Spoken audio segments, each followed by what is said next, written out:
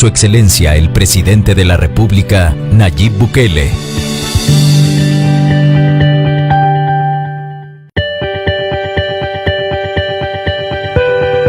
Transmite el Gobierno de El Salvador. Todos los canales y emisoras deben enlazarse a la cadena nacional de radio y televisión. A continuación se dirigirá al país Su Excelencia el Presidente de la República, Nayib Bukele.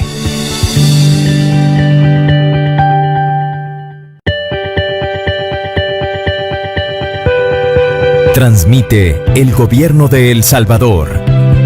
Todos los canales y emisoras deben enlazarse a la cadena nacional de radio y televisión.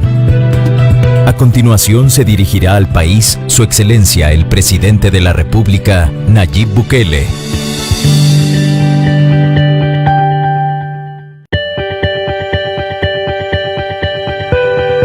Transmite el Gobierno de El Salvador.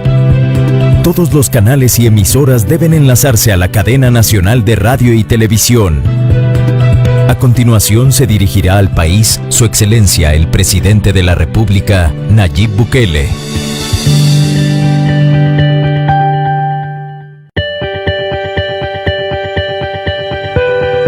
Transmite el Gobierno de El Salvador.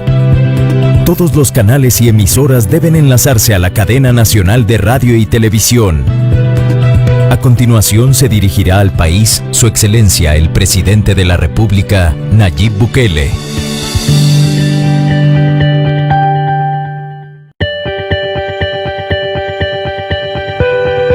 Transmite el Gobierno de El Salvador. Todos los canales y emisoras deben enlazarse a la cadena nacional de radio y televisión. A continuación se dirigirá al país Su Excelencia el Presidente de la República, Nayib Bukele.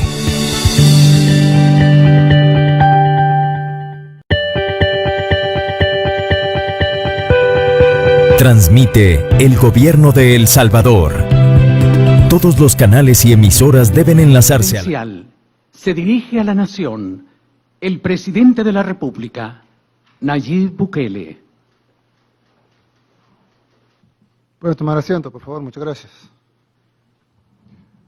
Buenas noches a todo el pueblo salvadoreño, bienvenidos a esta cadena nacional de radio y televisión. Muchas gracias por permitirnos llegar hasta su casa, en sus televisores, en sus computadoras, en sus tablets, en sus celulares, desde donde nos están viendo. En primer lugar, quiero decir que este día tuvimos una víctima más del COVID-19. Quiero enviar un pésame a su familia, a su esposa. Un hombre de 56 años. Ayer tuvimos un miembro de la Fuerza Armada también que falleció, víctima del COVID-19. Y eso nos dice de que nadie realmente está a salvo de la enfermedad. Al principio usted pensó que solo afectaba a adultos mayores, luego se pensó que solo afectaba a personas que tenían otras enfermedades paralelas a esa enfermedad. Ahora nos hemos dado cuenta de que afecta a jóvenes, a viejos, a niños. Tuvimos una víctima de 4 años en El Salvador, y en el mundo han habido víctimas menores incluso. Afecta a mujeres, a hombres, a ricos, a pobres, afecta a todos por igual. Se dijo también que en el calor iba a morir el virus y no iba a afectar tanto como en el frío, y ya se demostró todo, y que no tiene nada que ver, es que incluso las condiciones de calor y humedad juntas, como el caso de nuestro país, pues hacen más virulenta todavía la enfermedad. Creo que es importante que tengamos un poco de conciencia de lo que está pasando en nuestro país, de a dónde vamos si no hacemos nada. El día de ayer, hoy en la mañana, en la madrugada, la Asamblea Legislativa aprobó un decreto necesario donde nos da más fortaleza y robustez para tomar medidas para proteger a la población salvadoreña de la pandemia. Y a la vez se aprobó también unos decretos económicos que ayudarán a paliar un poquito las dificultades que han tenido nuestras microempresas, las pequeñas empresas, las medianas empresas y los trabajadores de esas empresas también. Quiero desmentir además el rumor de que se iba a hacer un cierre total del país, es totalmente falso. También el rumor de que se va a hacer un toque de queda, no hay toques de queda en El Salvador. Los hay en países vecinos como Guatemala y Honduras, pero no en El Salvador. También quiero desmentir que vaya a haber ley seca, no hay ley seca en El Salvador.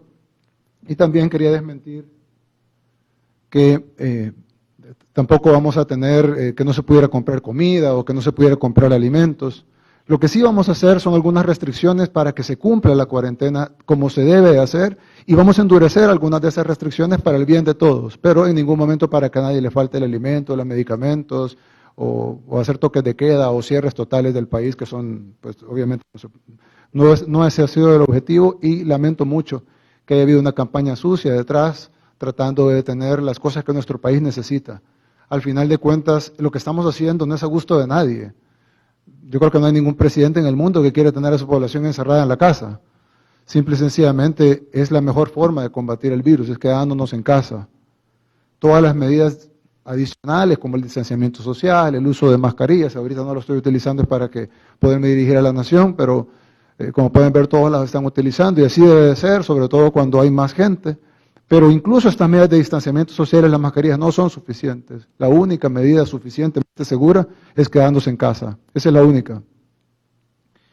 Quiero decir que algo muy importante es que durante 4 semanas y media se estuvo discutiendo, dialogando, consensuando una serie de medidas que son las que se van a tomar con amplios sectores. Incluso quiero mandarle un saludo al expresidente de ANEP, Luis Cardenal, con quien tuvimos discusiones, no solo yo, sino también mi equipo, discusiones acaloradas, muchas veces tensas, en alguna vez, y lamento esto, pues, pero alguna vez nos levantamos la voz, o nos dijimos cosas que tal vez fueron muy fuertes, pero al final teníamos algo, y él mismo lo dijo en una entrevista que tuvo el último día que fue presidente de ANEP, y es de que, a pesar de todas las discusiones que por algunos momentos se tornaron más tensas de lo que debieron haber sido, pero al final estábamos todos de acuerdo en algo. Estábamos totalmente opuestos en 1000 cosas, pero estábamos totalmente de acuerdo en algo, y es que queríamos lo mejor para el país. Y ese núcleo era lo que nos mantenía alrededor de tener que lograr un consenso.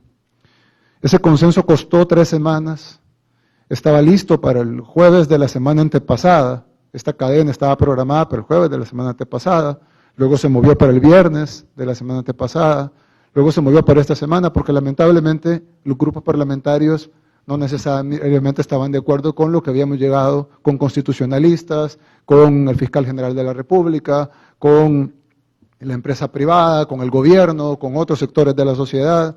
Y habíamos hecho esto, que creemos que no es perfecto porque perfecto solo Dios, pero es muy bueno y va a funcionar si lo respetamos y si lo hacemos. Pero costó luego tener que llegar a los 56 votos, que además llegaron raspados, costó mucho. Y alguna gente critica el diálogo, y yo entiendo, para mí sería mucho más fácil pelear, pero yo creo, y lo dije hoy, se lo dije hoy al alcalde de San Salvador, es tiempo de poner en pausa, y lo dije en la primera cadena que tuvimos hace ya 2 meses casi, es momento de poner en pausa todos los pleitos políticos, digo en pausa porque estoy seguro que en el futuro lo sabrán, pero que en este momento nos enfoquemos única y exclusivamente en sacar adelante a nuestro país y que la mínima cantidad de salvadoreños mueran. Espero que la nueva dirigencia de ANEP, con quien no me he reunido, pero espero que sea igual en el sentido de que si bien vamos a tener diferencias ideológicas insuperables, pero siempre vamos a poner, por lo menos en tiempos como estos, vamos a poner primero lo mejor para el país y su gente, y luego pues habrá tiempo en el futuro, después de esta pandemia, para discutir política partidista o discutir política electoral. Ahorita solo estamos para discutir política sanitaria y de alguna forma política económica. Bien, quiero llamar un poco la atención en el sentido de que no hemos estado respetando la cuarentena. Realmente, no sé si la palabra será decepcionado o frustrado de cómo es posible que la población salvadoreña no esté cuidando de su salud, de la vida de ellos mismos y de sus familias. Y escucho muy recurrentemente la palabra necesidad, y dicen, no, es que los salvadoreños tenemos necesidad, y usted, presidente, no entiende porque usted tiene dinero. Y yo les digo, miren, yo sé que hay necesidad muchísima, y la conozco porque he sido alcalde de un pueblo pequeño con mucha necesidad, que lo levantamos. He sido alcalde de la capital, donde hay muchas comunidades con más necesidad incluso que zonas rurales. he sido presidente de la República y he sido candidato a las 3 cosas. Y créanme que conozco la pobreza y sé que hay gente que vive en piso de tierra con una letrina, que probablemente todos duermen en el suelo, o en una hamaca o en una cama para todos. Sé la necesidad. Pero el virus no va a preguntarle su necesidad. El virus no le va a preguntar, mire, ¿usted es pobre o usted es rico? ¿Usted tuvo que salir porque necesitaba comer o salió por placer? Y además, la mayoría de la gente que está en la calle no está por necesidad. Nosotros hemos visto imágenes, todos ustedes la han visto, gente en centros comerciales. Ah, es que van al supermercado. No, mentira. Hay gente que va saliendo con bolsas de comida rápida.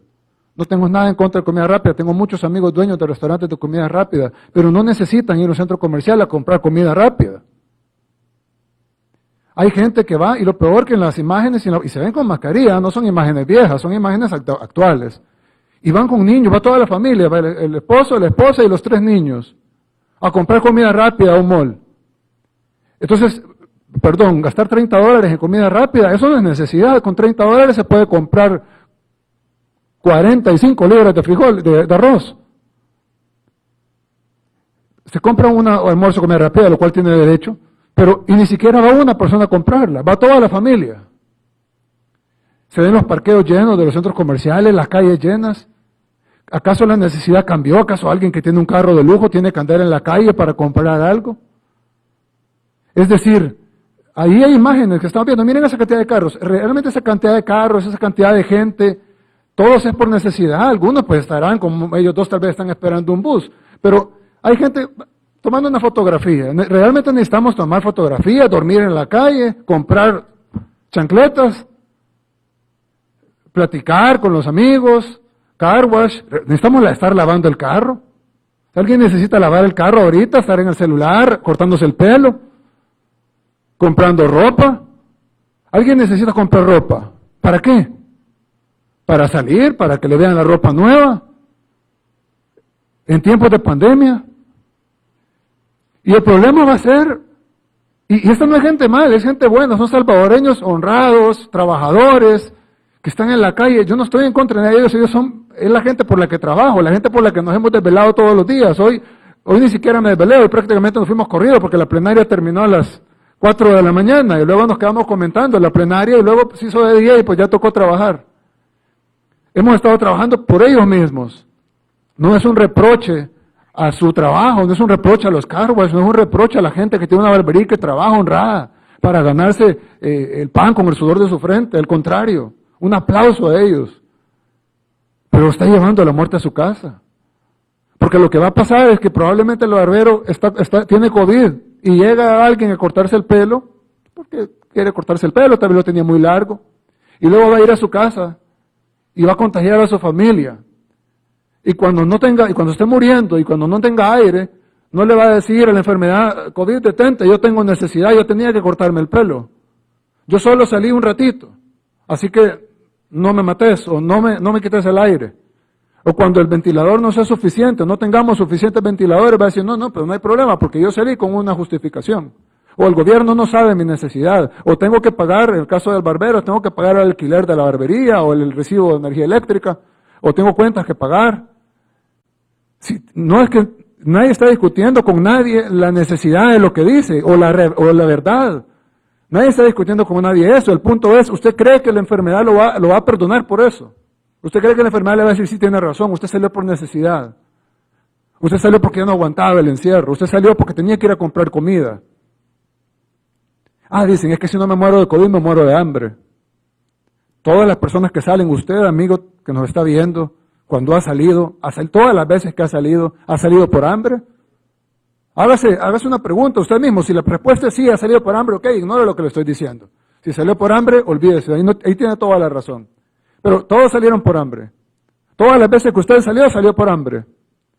Cuando va a la casa de un amigo, de un vecino, a una fiesta, fue por hambre. Cuando salió a emborracharse, salió por hambre. Cuando salieron así a comprar sandalias o comprar ropa, leggings, ¿eran necesarios? Sí, por hambre. Tal vez el que los vendía, pero no creo que el que los compraba. Entonces, alguien va a decir, Qué pesado el presidente, qué mala gente se ha hecho el presidente.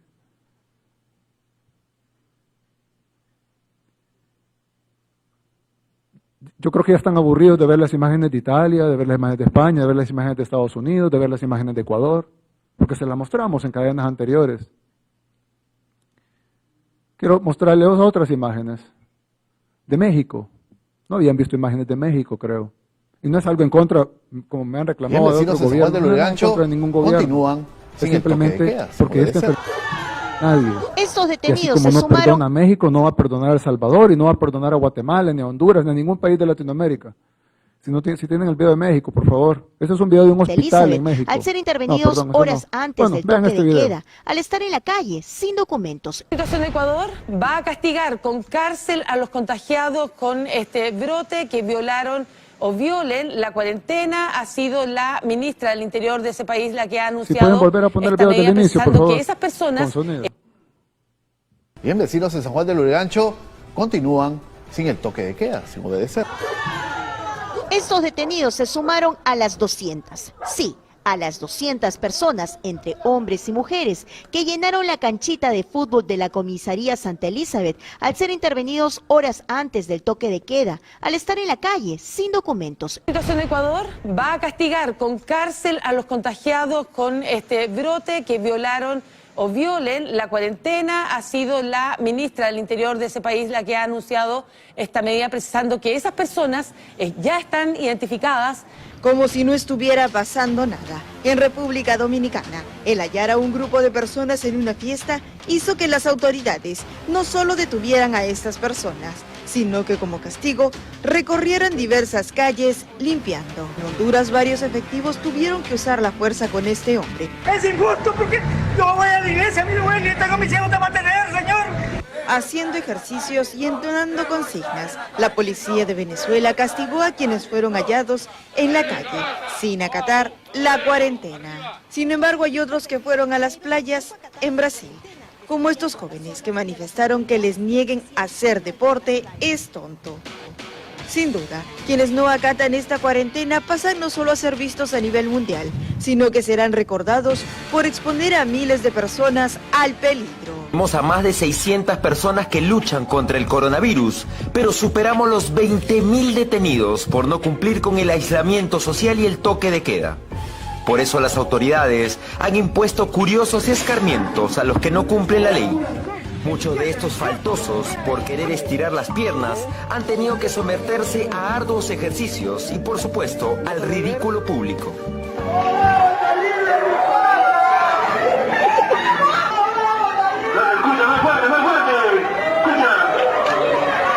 Los ronderos de Tambo Grande fueron más allá y con chicote en mano dejaron tatuada la lección que el aislamiento social es obligatorio. Seguimos recibiendo videos muy dramáticos de lo que pasó esta tarde en el Hospital de las Américas en Ecatepec, Estado de México, ante la incursión de familiares que, argumentando que no les daban informes de sus familiares, pues dieron portazo y entraron. Compartan, vean, aquí los están matando a todos en las Américas. Los están matando, eso no es justo. Eso no es justo. Ayer estaba bien. Ayer estaba bien, este güey no había cuidado a nosotros. Todos los que tienen aquí, a todos, mire, arrumbados. Compartan. Todos los que tienen arrumbados.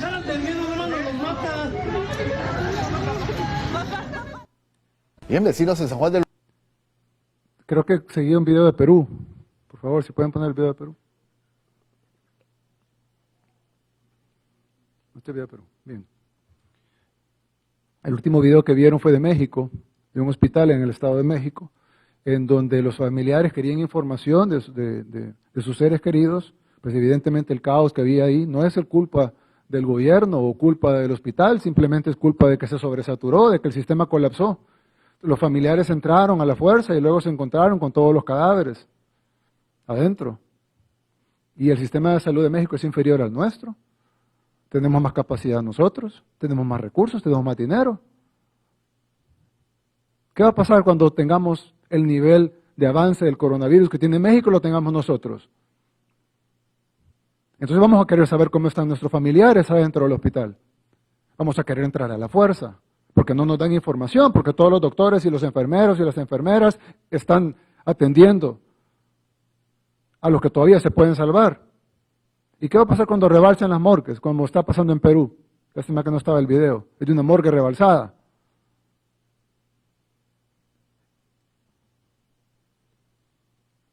Perú ya lleva más de 50,000 casos confirmados y lleva más de 2,000 muertos. 2,000 muertos. Ecuador lleva 31,000 casos a la fecha y casi 2,000 muertos también. Y ojo, esos son datos oficiales. Sin embargo, el mismo gobierno ha dicho que ha recogido más de 10,000 cadáveres de las casas. República Dominicana lleva 8,000 casos y 354 muertos. Ojo, está empezando. Así como empezó en Europa, así como empezó en España. En Brasil ya hay 113,000 casos confirmados y más de 8,000 muertos. En México ya llevan más de 25,000 casos confirmados y más de 2,000 muertos. Incluso yo vi gente que decía, bueno, ¿y por qué no hacemos lo que hace Suecia? Que Suecia está dejando que la gente se contagie para ganar inmunidad colectiva. Bueno, en primer lugar, Suecia tiene un sistema de salud universal envidiable, no tenemos ni el 10% de eso. Tiene inversión en educación, en disciplina, la gente es más disciplinada, hay mucho más distanciamiento social, limpieza, acceso al agua potable, a los servicios básicos. Uno de los mejores sistemas de salud del mundo y además universal, ¿eh? Sin embargo, Suecia ya lleva más de... ¿Cuántas muertes lleva Suecia?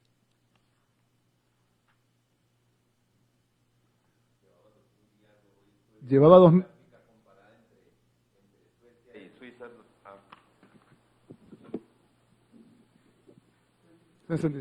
Ya, gracias.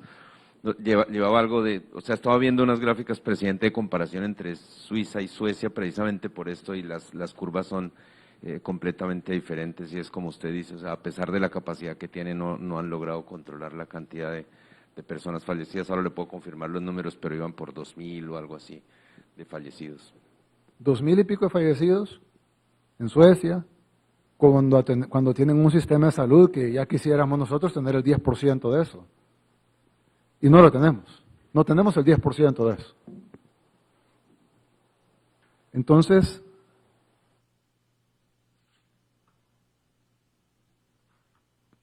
¿qué es lo que puede pasar aquí en El Salvador? ¿Qué es lo que está pasando? Quiero que veamos un poco las gráficas de Centroamérica, comparativas. Lo que tenemos en Guatemala, en Honduras. Ahí está. Tenemos los muertos. Las muertes en Panamá, que son las más altas. Luego tenemos las muertes confirmadas en Honduras. Luego tenemos las muertes confirmadas en Guatemala. Luego tenemos las muertes confirmadas en El Salvador. Y luego tenemos las muertes confirmadas en Costa Rica. Ahora, quiero hacer un dato y quiero hacer un hincapié en esto. Y es el número de pruebas que se están haciendo. Porque es muy probable que tengamos un subregistro muy alto en la región. Y es algo que le tenemos mucho miedo realmente, por lo que puede pasar en la región, por el subregistro. Y quiero que, si me pueden mostrar la gráfica de pruebas que se están realizando. Esas son las pruebas que se han hecho en Panamá, un buen número, tomando en cuenta que la población de Panamá es menor que la de El Salvador, y sin embargo han hecho más pruebas. Luego las pruebas de El Salvador, es la gráfica azul, la barra azul, son las pruebas que se han hecho en El Salvador. Ya subió, ya está arriba de 30,000. Con las de ayer. Luego están las gráficas de Costa Rica, las pruebas que hizo Costa Rica, las pruebas que ha hecho Guatemala y las pruebas que ha hecho Honduras. Aquí hay algo que me salta a la vista muchísimo y me preocupa, y eso no es, de nuevo, no son ataques a ningún gobierno ni nada, no ganamos nada con eso, es simplemente para que no nos confundamos y vayamos a decir, hagamos lo que hace Suecia, hagamos lo que hace Costa Rica, porque luego vamos a cometer el mismo error que están cometiendo ellos. Si pueden poner veamos Panamá, está muy bien en pruebas, está mejor que nosotros, aunque en pocos días les vamos a pasar, pero están muy bien, ellos tienen además menos población que El Salvador. Sin embargo, ya tienen más de, ¿cuántos muertos? Perdón, doctor. ¿Panamá? Sí, Panamá.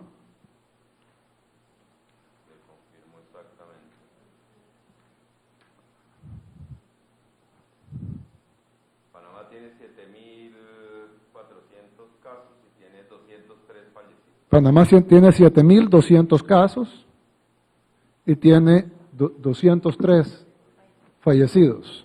Es decir, sí tienen un poco más de pruebas que nosotros, pero tiene 14 veces más casos que nosotros y tiene 17 veces más fallecidos que nosotros. Pero acá hay un punto que quiero resaltar, y es Costa Rica, Guatemala y Honduras. Honduras hacía 100 pruebas diarias hasta hace unos días y tenían un aproximado de 30 casos nuevos cada día.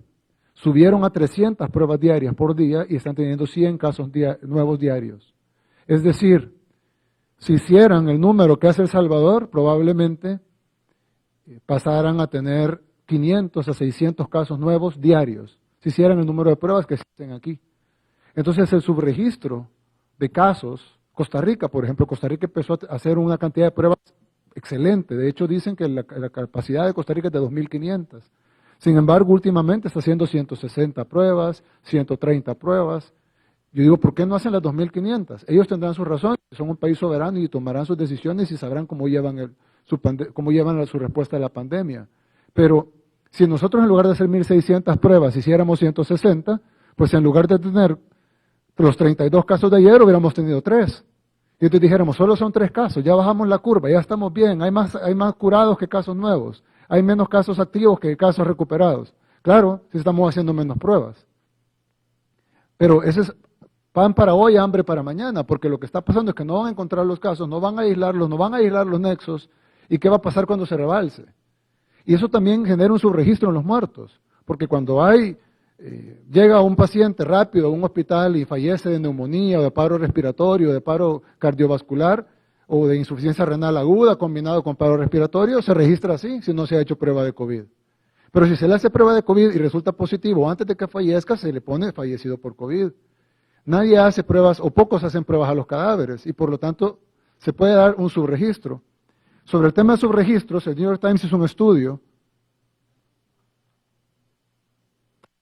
Si pueden poner la gráfica del estudio que hizo el New York Times sobre los subregistros que se están haciendo en el mundo.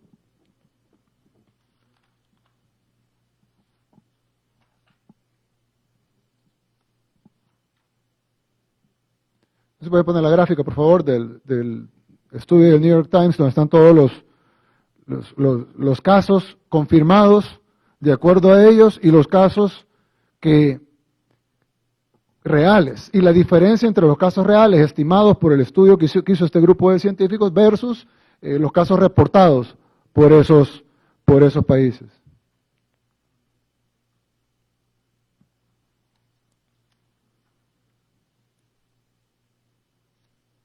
¿La tienen?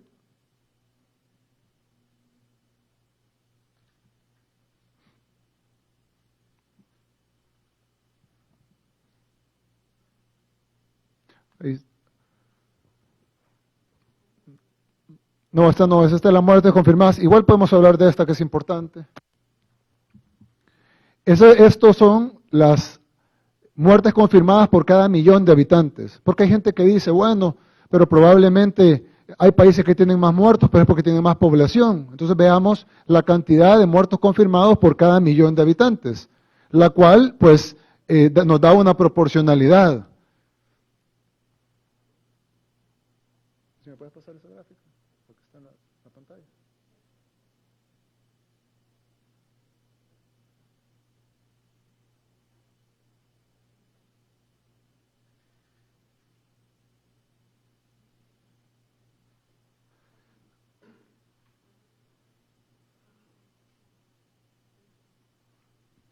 Bien, ahí pueden ver las muertes totales reportadas por cada país y su proporción de acuerdo a cada 1.000.000 de habitantes. El Salvador tiene 6.5 millones, agarre el número que quiere y multiplícalo por 6.5 y eso equivaldría a la cantidad de muertes en El Salvador. Países como Bélgica, por ejemplo, que son países que admiramos nosotros, países que nosotros decimos quisiéramos ser un país como Bélgica, que tiene una seguridad social como la de Bélgica, que tiene niveles educativos, que tiene inversión en salud como la de Bélgica. Bélgica es el segundo país con más muertes per cápita del mundo.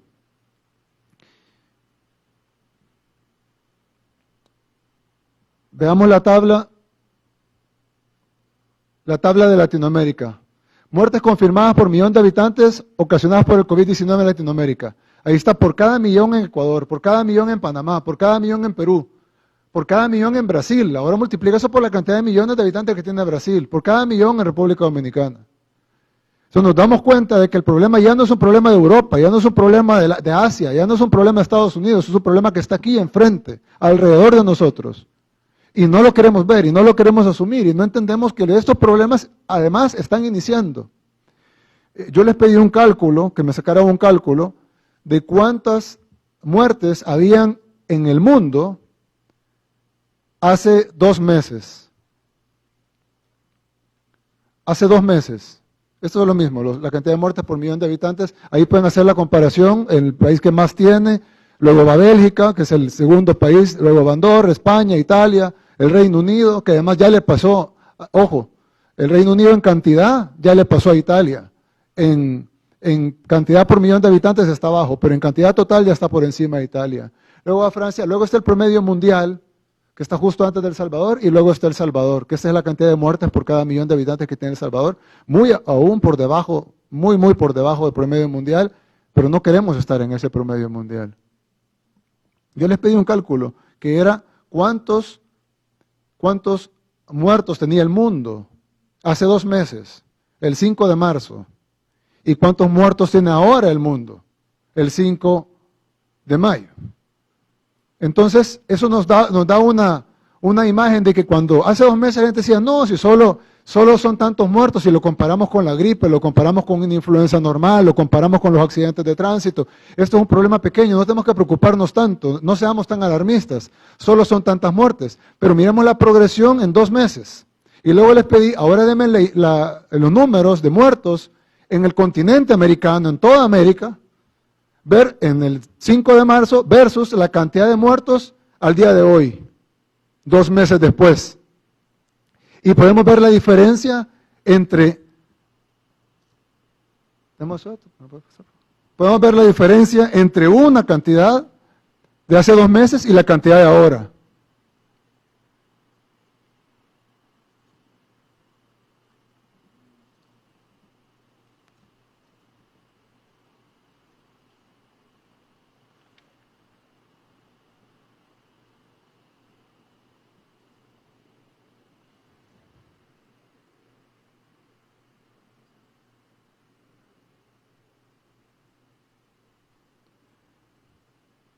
Esto es el 5. Bueno, el 5 de marzo habían 11 muertos en el continente americano. 11 muertos.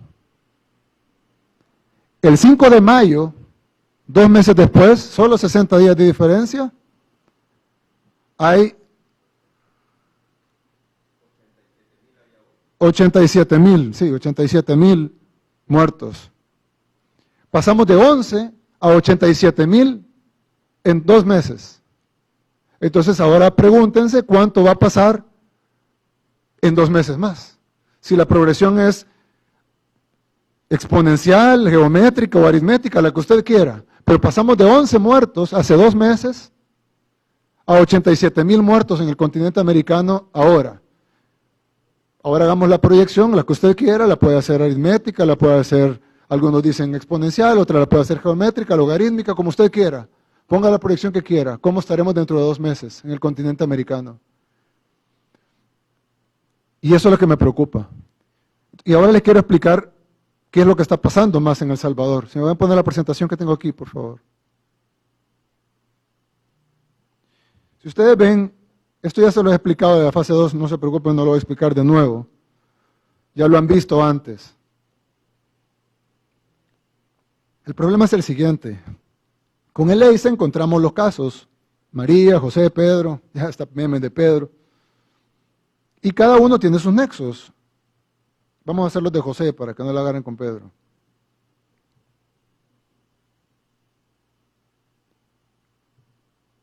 O María. María tiene nexos. Y dentro de los nexos de María, uno de los contagiados es Ruth. Los que están en oscuro no están contagiados. Ruth tiene a su vez sus nexos. Uno de sus nexos contagiados es Ricardo y Ricardo tiene a su vez sus nexos. Esto es lo que encontramos nosotros con el seguimiento de nexos epidemiológicos. Y entonces aislamos no solo a María, sino que también a los que contagió María, y luego después de 6 días, 5 días de incubación del virus más la prueba que tarda otro día, aislamos los nexos de María, así vamos hasta que encontramos el último de la cadena. ¿Cuál es el problema?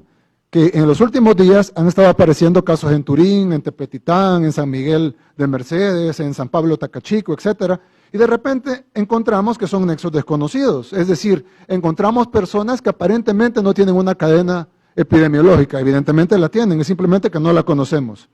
Y entonces encontramos un caso, por ejemplo le hemos puesto Jorge, que es una persona que llegó a una unidad de salud de San Pablo Tacachico, llegó enferma, se le hizo el examen, tiene COVID, por supuesto se aisló, se le está dando tratamiento de COVID y se agarran sus nexos epidemiológicos, su familia, sus amigos, su vecino, etc.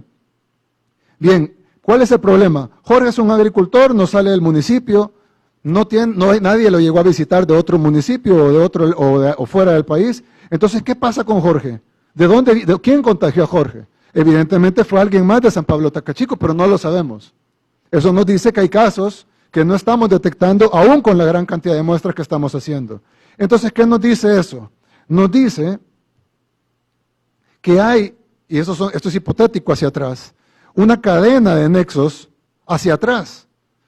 Probablemente alguien, Roberto, contagió a sus nexos epidemiológicos y uno de sus nexos epidemiológicos contagió a Jorge, quien contagió a los demás.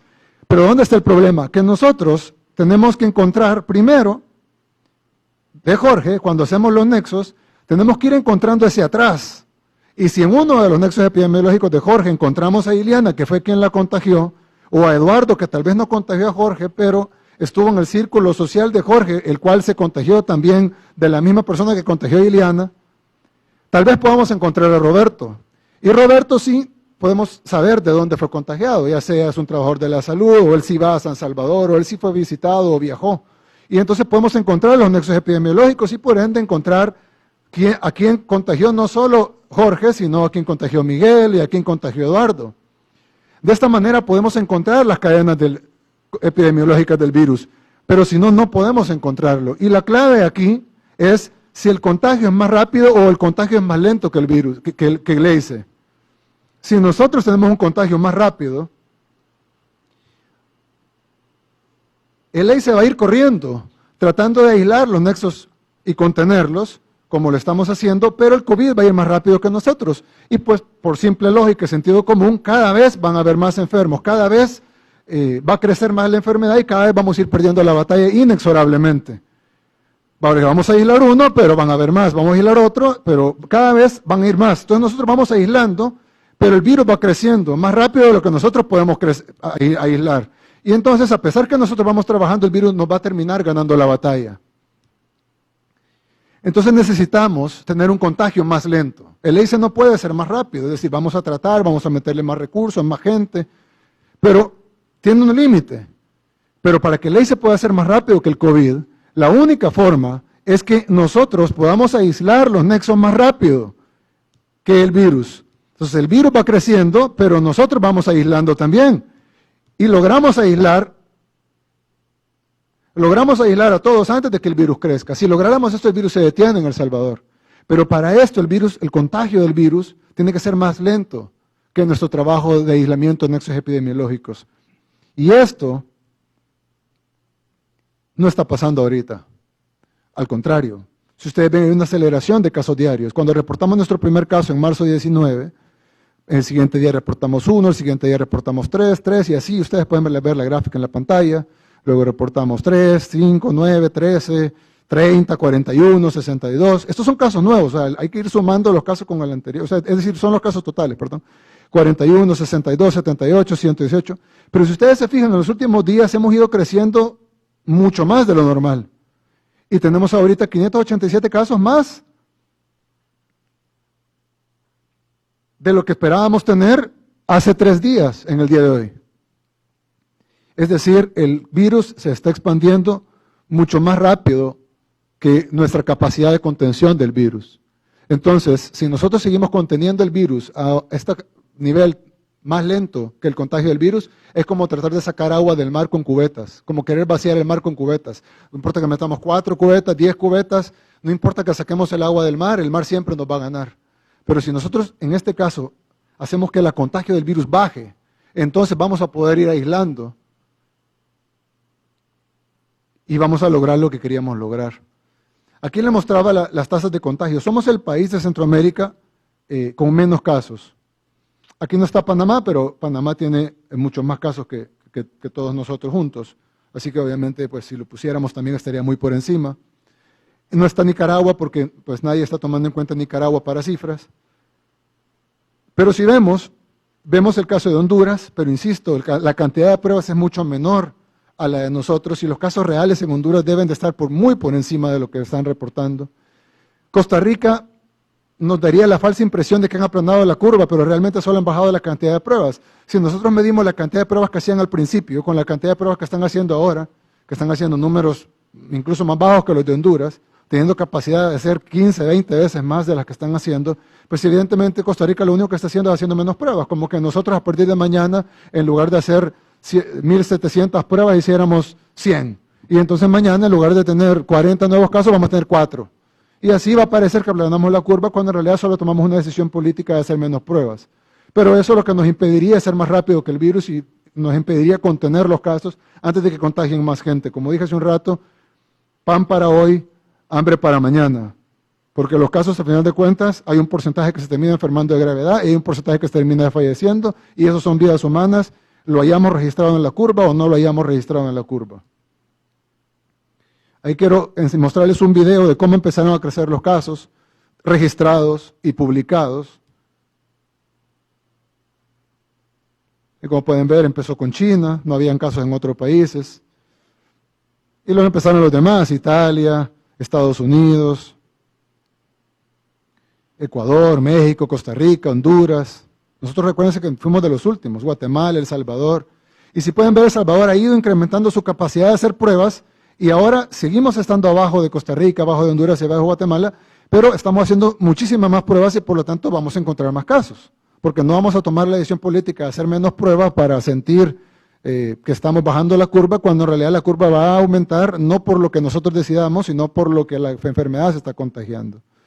Entonces, vamos a hacer más pruebas y pues obviamente entre más pruebas hagamos, más casos vamos a detectar.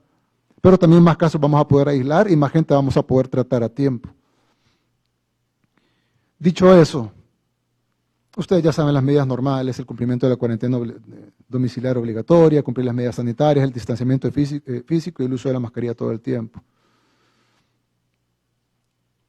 Bien, ahora,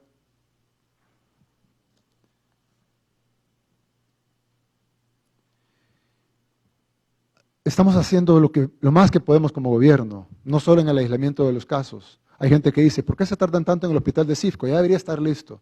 Como si construir el hospital más grande de Latinoamérica se pudiera hacer de un solo. Sin embargo, hemos construido hospitales temporales, hemos habilitado hospitales anteriores, estamos remodelando toda la red de hospitales públicos, toda. Nunca en la historia de El Salvador se había remodelado toda la red de hospitales públicos. Tienen las fotografías. Estamos remodelando toda la red de hospitales públicos, todita. Ahí estuvo. Hemos remodelado todo. Y lo que no está remodelado aún, se está remodelando. Y estamos cambiando pisos, techos, paredes, haciendo áreas especiales, aislando áreas, aislando las UCIs. Habían UCIs que el aire acondicionado reciclaba el mismo aire interno. Se está cambiando eso, se está arreglando toda la red de hospitales públicos. La red de hospitales públicos, cualquiera que los visita puede dar fe de ello, no parece a como estaban antes. Y algunos todavía están en construcción, algunos todavía se están poniendo canaletas, electricidad, nuevas áreas, se están construyendo áreas específicas, baños, se están arreglando las ventanas, los techos, las tuberías, ahora con las lluvias, también se están haciendo entradas especiales para ambulancias, áreas especiales para COVID y no COVID, accesos, se está cambiando toda la perfilería, se está cambiando todo lo que no servía, se está haciendo nuevo. Se está arreglando los sistemas eléctricos, se está arreglando básicamente todo. Pintura, albañilería, perfilería de tabla roca, y hemos construido hospitales nuevos. El hospital nuevo La Ceiba, que antes era el Hotel Siesta, es un hospital nuevo, totalmente nuevo, hecho de cero, empezado por este gobierno y terminado por este gobierno, y es un hospital que está 100% para pacientes COVID-19, que no existía antes. Ahí está el Hospital de San Vicente en remodelación. Todos los hospitales se están remodelando. Todos los del país. Aparte, cambiando luminarias, cambiando techos, cambiando todo, arreglando todo, en todos los hospitales del país, los hospitales de la red pública y los hospitales del Seguro Social. Usulután, La Unión. Son 28 millones de dólares que se han invertido únicamente en la remodelación de hospitales. Es decir, y como ustedes pueden ver, no es pintura y una manita de gato, es remodelación total de Soyapango, Sonsonate, es decir, como pueden ver, es remodelación completa, todo, puertas, perfilería, ventanas, techos, luminarias, electricidad, agua potable, baños, todo. Se está dejando la red de hospitales paupérrima que se nos entregó en una red digna. Y se están haciendo nuevos hospitales, totalmente nuevos. El hospital de Tecoluca, el hospital de Jiquilisco que tienen en pantalla. Ese es el nuevo hospital de Jiquilisco, hecho 100% por nuestra administración, 100% para atender pacientes de COVID. Esto es muy superior a los hospitales temporales que se han hecho en otros países y se hizo en tiempo récord. Y ya está teniendo hospitales. El hospital de Jiquilisco, el hospital de Tecoluca, el hospital de la Segunda Brigada de Infantería, el hospital nuevo La Ceiba, son hospitales nuevos. Incluso ya están atendiendo pacientes e incluso ya están dando pacientes de alta. Ya hemos dado pacientes de alta en Jiquilisco, ya hemos dado pacientes de alta en Tecoluca, ya estamos dando pacientes de alta de los nuevos hospitales. Nosotros no construimos un hospital. Bueno, este es un anuncio que quería hacer. Esta es la que era la residencia presidencial. Hace unos días ordené que se convirtiera en un centro de descanso médico. Entonces, la que fue la residencia presidencial ahora está siendo remodelada, va a estar lista para el sábado. El sábado va a estar lista para albergar 300 personas de nuestro personal médico, que van a poder ir ahí a dormir para no tener que ir a sus casas, porque muchos de ellos tienen miedo a contagiar a su familia. Pues ahora van a poder dormir en la residencia presidencial. Le estamos adecuando para que el sábado, a partir del sábado, 300 personas puedan dormir ahí. Esto es aparte de todos los hoteles que hemos alquilado, en donde doctores, enfermeras, etcétera, pueden dormir.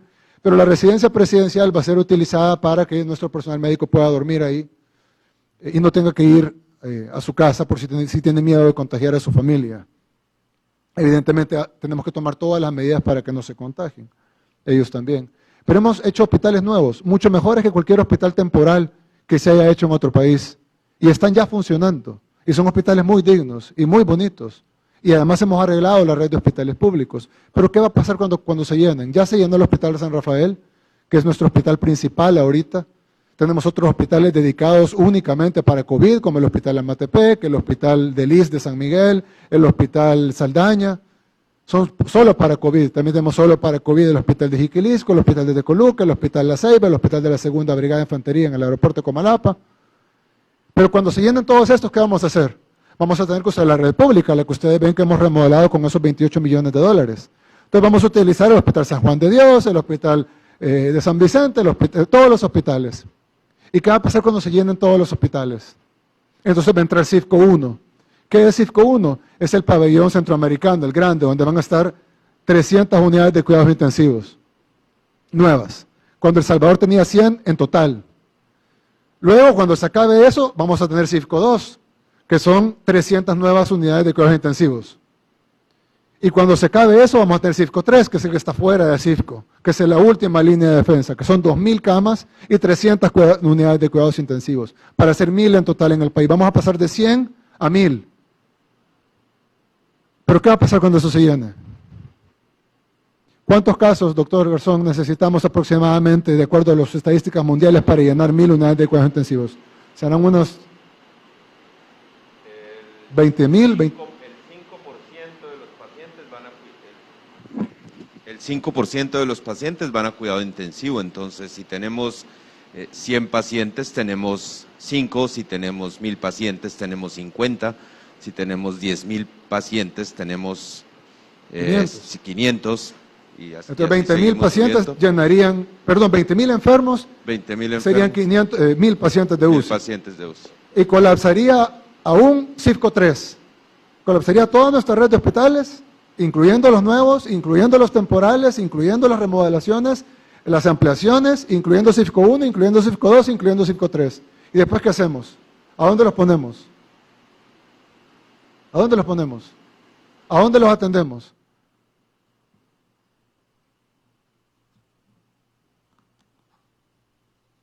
Es por eso que hemos decidido tomar nuevas medidas.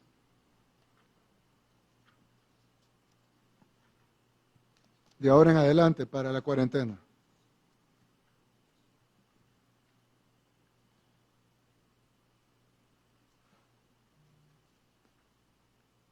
Bien, en primer lugar, de ahora en adelante, con toda facultad legal, si usted rompe la cuarentena, va a ser conducido a un lugar donde la va a examinar un médico, y si ese médico determina que usted ha estado expuesto a un posible contagio, será remitido a un centro de cuarentena.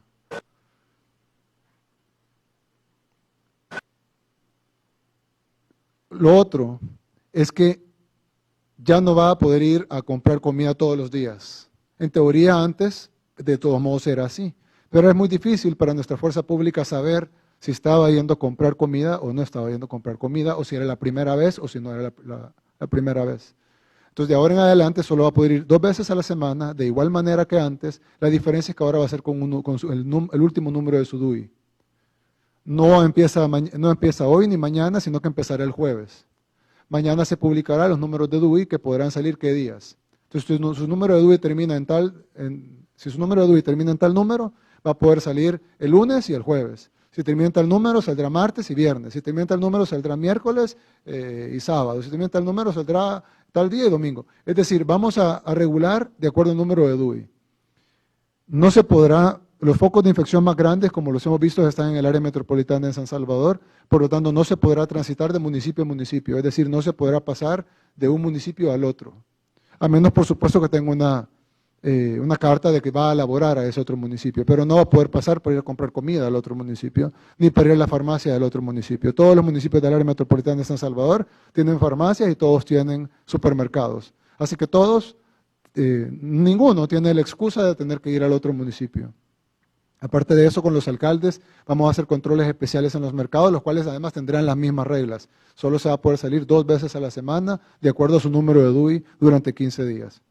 Ahora, hay algo bien importante, y es que lo que queremos hacer con eso es que si todos nos encerramos y cumplimos la cuarentena concienzudamente y pensando en la vida de nosotros y de nuestras familias, no solo vamos a bajar la cantidad de contagios diarios, sino que vamos a retroceder un poco el reloj, porque muchos de los casos se van a extinguir en 15 días, ya sea porque los curamos, ya sea porque se les dio su tratamiento, ya sea porque estaban asintomáticos, o ya sea porque pues pasó el tiempo de la enfermedad, pero no contagiaron más gente. Entonces, en lugar de crecer, va a decrecer la cantidad de casos activos.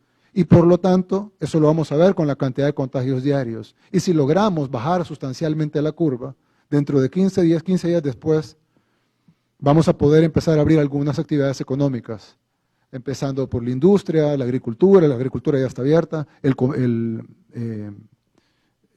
la construcción, luego podemos seguir con los servicios, luego con el comercio. Pero todo esto va a depender de cómo logramos bajar la curva. Es decir, si logramos bajarla lo suficiente, vamos a poder salir a trabajar, vamos a poder salir a abrir nuestros negocios, vamos a poder ir a hacer deporte, ir al trabajo. Pero si no, vamos a tener que endurecer más las medidas. Todo va a depender de nosotros mismos, no depende del gobierno, no depende de la presidencia, no depende de la Asamblea Legislativa, depende de ustedes, de que ustedes digan, me voy a quedar en la casa, voy a cumplir con las reglas que además de obligatorias son buenas para mí y para mi familia. Y si cumplo con esas reglas, no solo vamos a bajar la curva y vamos a evitar la muerte de sus seres queridos, que es lo más importante, sino que además vamos a lograr lo menos importante, que es poder reactivar nuestra economía. Pero hoy por hoy vamos a tener que apretar nuestra economía para lograr bajar esa curva. Y se van a cerrar momentáneamente por estos 15 días más empresas de las que estaban abiertas. No se va a permitir ningún tipo de industria que no sea farmacéutica, ya no se va a permitir tener restaurantes abiertos, ni siquiera para llevar, únicamente se permitirá a domicilio. Las farmacias también podrán entregar a domicilio, los supermercados. Los únicos establecimientos que pueden estar abiertos son las agencias bancarias, los supermercados y las farmacias y los puestos de venta de comida y de comida no para comer, sino para, perdón, comida de granos básicos y canasta básica, no comida servida, por supuesto, y medicamentos en los mercados, nada más. Todo lo demás tiene que estar cerrado. So pena de caer en desobediencia de particulares y eso es un delito penal. Si nosotros cumplimos todo esto, no salimos para comprar como vimos ahí o solo por romper la cuarentena o por ir a una fiesta, vamos a bajar la curva. Si no lo hacemos, no solo vamos a ponernos en riesgo a nosotros y a nuestra familia, así como oí a alguien en la televisión que dice, no me importa si me toca morir de algo. Bueno, ok, a usted no le importa, el problema es que usted se va a morir, pero no solo se va a morir usted, va a contagiar a otra gente que también se va a morir y esa gente no quería morirse como usted. Pero aparte de eso, no solo va a pasar que no vamos a poder salvar las vidas de los salvadoreños, que es la prioridad número 1, 2, 3, 4, 5, 6, 7, 8, 9 y 10, sino que además va a pasar otro 11 y 12 y 13, que es que no vamos a poder reactivar la economía.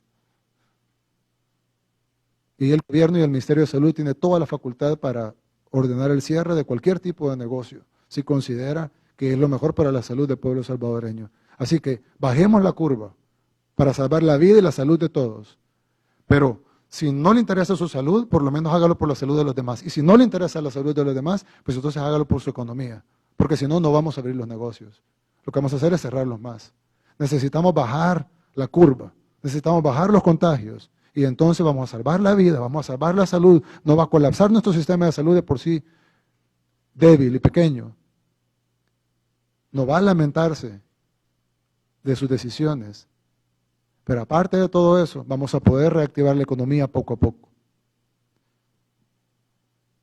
Solo vamos a salir adelante de esto con solidaridad y trabajando en equipo. Si hay desavenencias políticas o las hubo, eso ahorita no debe importar. Y por eso hemos hecho un llamado a todos los alcaldes del país y un llamado a todos los políticos a que nos unamos y a que trabajemos en pro de nuestro país. Dentro de poco, ni Dios lo quiera, pero de acuerdo a las proyecciones, dentro de poco vamos a ver los estragos en otros países, vamos a ver el colapso de otros países y probablemente veremos el nuestro si no tomamos medidas ya. Y si solo damos un discurso aquí, terminamos la cadena y luego los días siguen peor, la gente sigue desobedeciendo, vamos a llenar los centros de cuarentena de gente retenida en la calle por violar la cuarentena y estar expuesta al contagio, pero la gente va a continuar saliendo y violando la cuarentena. Al final de cuentas, los estragos que estamos viendo en México, en Perú, en Colombia, en Brasil, en Panamá, los que vamos a ver en Guatemala, los que vamos a ver en Honduras, los que vamos a ver en Costa Rica, los vamos a ver aquí en El Salvador. Entonces, por favor, pensemos en los demás, pensemos en nuestra familia, pensemos en nuestros seres queridos, pensemos en nosotros mismos. Y si no quiere pensar en nada, pues piensa en su economía, porque no vamos a abrir nada si no bajamos esa curva. Unámonos todos, trabajemos juntos, bajemos esa curva y abramos nuestra economía. Muchas gracias. Quería darle unas palabras al director de la Organización Panamericana y la Organización Mundial de la Salud. Doctor Garzón, por favor. Gracias, presidente. Creo que ha comentado los temas importantes. Solo quería resaltar este último, o dos puntos en realidad importantes. Uno, los números siguen creciendo en la región de las Américas de manera alarmante y eso no podemos dejarlo de tener en cuenta. El segundo punto, salvar vidas empieza a ser el gran objetivo en este momento cuando empiezan a aumentar los números. Y el tercer punto, que la participación comunitaria tiene que ser en este momento mucho más fuerte que antes, porque no hay otra manera de reducir la cantidad de contagios y poder salvar vidas. Finalmente, un comentario de la directora de la OPS que hacía hoy, relacionado en la conferencia que hace cada semana, dice que el virus se enfrenta con la unidad nacional y con la solidaridad de los países de la región, de manera que creo que se está en el camino y hay que seguir insistiendo en esto y pedirle a la comunidad que por favor haga caso. ¿Qué pasa, doctor? Inexorablemente, si la población decide, bueno, vamos a seguir como estábamos hoy, ayer, antier, y aquí sabemos la progresión del virus, sabemos lo que ha pasado en otros países, ¿qué nos pasará a los salvadoreños en pocas semanas? De por sí, con el número de casos que hay, la transmisión comunitaria, esta mañana lo decíamos en una de las entrevistas que asistíamos con el ministro, ya está uno pensando en que cualquier persona que encuentra al frente está enferma. Entonces, el cuidado propio, es de cada persona, empieza a ser fundamental en eso, además de la medida de cuarentena y de estar en casa. Y así esa explicación, y hubo algunos comentarios sobre eso, y usted lo ha dicho hace un momento, si todas las personas estuvieran por un tiempo guardadas en su casa, necesariamente baja la cantidad de contagios. Las personas que están enfermas van a mejorar, el que está hospitalizado va a mejorar y va a salir, y el que no se ha enfermado pues no va a enfermar. De lo contrario, el número de casos sigue siendo exponencial y no hay ninguna manera de pararlo. O sea, no hay servicio de salud como no ha habido en ningún país del mundo que sea capaz de sostener la cantidad de pacientes. Y el problema más grave es que la enfermedad tiene una característica, es que los pacientes se enferman muy rápido. O sea, así sean pacientes leves, en un momento las personas enferman de manera rápida y terminan en el hospital o falleciendo en la casa cuando no hay capacidad de atención. Entonces, por eso, el manejo de los pacientes positivos hospitalizados es fundamental para la mejoría y para reducir la mortalidad de la gente. Pero cuando empiezan a sobrepasarse las capacidades, la gente va a fallecer, no hay más que hacer. Muchas gracias, doctor. También vamos a lanzar una página en las redes sociales, bueno, el decreto ejecutivo 22, que va a hacer, que va a regir qué va a estar abierto, qué no va a estar abierto, qué días puede circular con qué DUI, los establecimientos que van a tener sus reglas también, porque en la entrada del supermercado, del mercado, también se va a solicitar el DUI para ver si lleva el número o no, y si no lo lleva, pues va a ser retenido y va a ser llevado a la evaluación médica para definir si estuvo expuesto a contagio, que es lo más probable, porque ahora casi todos, salir a la calle es estar expuesto al contagio. Va a ser retenido y llevado a un centro de contención. Todas esas reglas se van a poner mañana. Mañana va a ser un día de cuarentena normal, digamos. El jueves inicia la cuarentena especial, que va a ser publicada, no ha sido publicada en el diario oficial por la misma razón, para que no entre en vigencia aún, entrará en vigencia hasta las 11:59 del día de mañana. Ya el jueves entramos en la cuarentena especial, con todas las reglas puestas en la ley que se aprobó, más el decreto ejecutivo 22, que es, digamos, el reglamento de esa ley. Pero vamos a lanzar además una página web para voluntarios. Nosotros sabemos que hay mucha gente que quiere ayudar, necesitamos ya enfermeras, enfermeros, laboratoristas, doctores, de todo tipo. Alguien dice, bueno, pues yo soy pediatra o yo soy médico de medicina interna. Sí, pero ahora necesitamos todo eso, porque al tener 1000 UCIs no vamos a tener 1000 intensivistas. Vamos a tener intensivistas que van a supervisar un número de UCIs, pero para estar atendiendo a cada paciente vamos a necesitar enfermeras, vamos a necesitar médicos, vamos a necesitar técnicos. Y necesitamos la ayuda de ustedes. Va a ser un voluntariado pagado, es decir, no queremos que trabajen de gratis. Gracias a Dios tenemos los fondos para pagar, pero sí queremos que sean gente que quiera ayudar y que tenga la capacidad para usar sus talentos y ayudarnos a poder salvar vidas de la gente que inexorablemente, hagamos lo que hagamos, se va a enfermar. Pero como dijo el doctor Garzón, si tenemos la capacidad hospitalaria suficiente para atender a la gente, podemos salvar a la mayoría de gente. Incluso en la UCI de San Rafael hemos salvado mucha gente. Ha fallecido gente, hoy falleció uno, pero hemos salvado más gente de la que ha fallecido en la UCI. Eso es un récord, incluso, de lo que se puede esperar, la prognosis que se puede esperar en una UCI. Pero eso es porque la UCI tiene espacio. Es porque la UCI tiene espacio. Pero ¿qué pasará cuando se llenen todas las UCIs? Y cuando se llenen todas las camas hospitalarias, la gente se va a quedar afuera a morir. Se va a morir en la cola, se va a morir en la acera, se va a morir en el pasillo del hospital, en la sala de espera, en su casa. Hay una imagen de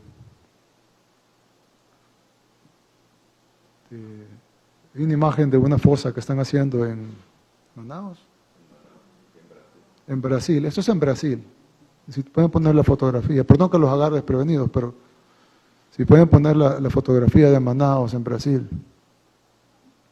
Esto es una fosa captada desde arriba, que está aquí en Latinoamérica, no es en Asia, no es allá en África, no es allá en un país en Europa, lejano a El Salvador, no, es aquí en Latinoamérica, donde el virus empezó a atacar antes que que en El Salvador, donde el virus avanzó antes que en El Salvador. Y entonces ellos ya están en una etapa más avanzada que la nuestra, y ya les pasó esto. Lo que vimos que pasó en México, lo que vimos que pasó en Ecuador, lo que vimos que pasó en otros países, y lo que está pasando en Brasil. Pero eso es precisamente lo que no queremos que pase. ¿No está? No es necesario. Es lo que no queremos que pase en El Salvador. Lo que queremos que pase en El Salvador es que los contagios sean mínimos. Sabemos que van a haber, pero que sean mínimos y que los podamos atender en nuestro sistema de salud y que les podamos dar el mejor tratamiento posible. Y aún dando el tratamiento posible, terminan falleciendo. Hubo un caso que a mí en particular me dolió mucho porque empezamos a verlo desde el principio. Don Carlos, fue un caso que lo vimos desde el principio. Yo personalmente preguntaba 5 o 6 veces cómo seguía en el día. Necesitaban hacerle unos exámenes especiales, lo mandamos a hacer un laboratorio privado. Alquilamos una máquina de hemofiltración que es mejor que la diálisis, la llevamos ahí para tenerla ahí. Al final no se usó porque sus riñones empezaron a mejorar. Se compraron los mejores medicamentos, estuvimos encima de todo lo que él necesitaba. Se buscó, se le hizo los análisis, todo el tratamiento, se le puso todo el equipo humano, tecnológico, medicamentoso, etcétera, para tratarlo. Al final falleció. Y luego salió un reportaje diciendo de que había fallecido por mala praxis. Y bueno, yo entiendo a la familia, porque si hubiera sido un pariente mío, probablemente yo estaría enojado con todos también. Pero yo no sé en cuántos países el presidente está personalmente preocupado por cada paciente. Ahorita aún lo podemos hacer. Pero va a llegar el momento en donde va a ser imposible para el ministro, va a ser imposible para este servidor estar pendiente de cada paciente y van a haber más muertos. Y al final de cuentas el culpable va a ser el médico, el hospital, el ministro de Salud, el presidente, el gobierno, que no me cura. Pero estamos diciendo ahorita, no se contagien. Primero porque la enfermedad, muchos con el tratamiento adecuado han fallecido. Imaginen, bueno, el hospital militar, ministro, ¿cuántos pacientes tiene la UCI del hospital militar? Únicamente tenía 2, tengo entendido, 2. Ahora tiene 2. Y ya falleció 1. Y estamos hablando de que teníamos solo 3, en ese momento habían 2 pacientes, y ahora 3 incluyendo el que tenemos ahora. Es decir, había capacidad médica, de espacio, de ventilación y todo para atenderlo, y aún así falleció. Imagínense si no tuviéramos el espacio. Entonces, háganlo por ustedes, no lo hagan por nosotros, no lo hagan por el gobierno, háganlo por ustedes, háganlo por su familia, quédense en la casa. Si tienen necesidad, con más razón, el gobierno va a repartir 2.7 millones de canastas básicas, 2.7 millones de canastas básicas, para ayudarle a que no diga, tengo que salir a comprar comida o tengo que salir para conseguir dinero para comprar comida. El gobierno va a repartir 2.7 millones de canastas básicas. Pero por favor, quédese en la casa. No se lo pedimos por nosotros, se lo pedimos por usted. El que se va a salvar es usted y su familia, por Dios. Bueno, esa es la fotografía de Brasil. Lo que ustedes están viendo pareciera un parqueo de un centro comercial, pero no, son tumbas, fosas masivas, porque no alcanzan los cementerios para tirar todos los cuerpos. Ahí no hay funeral, no hay despedida, no hay un pastor o un cura dando unas últimas palabras, una familia de dolientes con sus amigos y seres queridos alrededor dándole fuerzas y fortaleza, ¿no? Probablemente les den un número para cuando pase todo esto sepa en qué número está su familiar. Y esto no es en África, esto no es en Asia, ni siquiera en Europa. Esto es aquí en Latinoamérica. Y está muy cerca de El Salvador. Bueno, ya están los casos en El Salvador. Así que yo les quiero pedir, no tengamos este tipo de fotografías en nuestro país, por favor. Pero eso va a depender de ustedes, no solo de nosotros. Que Dios los bendiga, que Dios bendiga a todo El Salvador. Muchas gracias. Desde el despacho presidencial. Transmitió el gobierno de El Salvador. Agradecemos a los medios de comunicación por enlazarse a la cadena nacional de radio y televisión.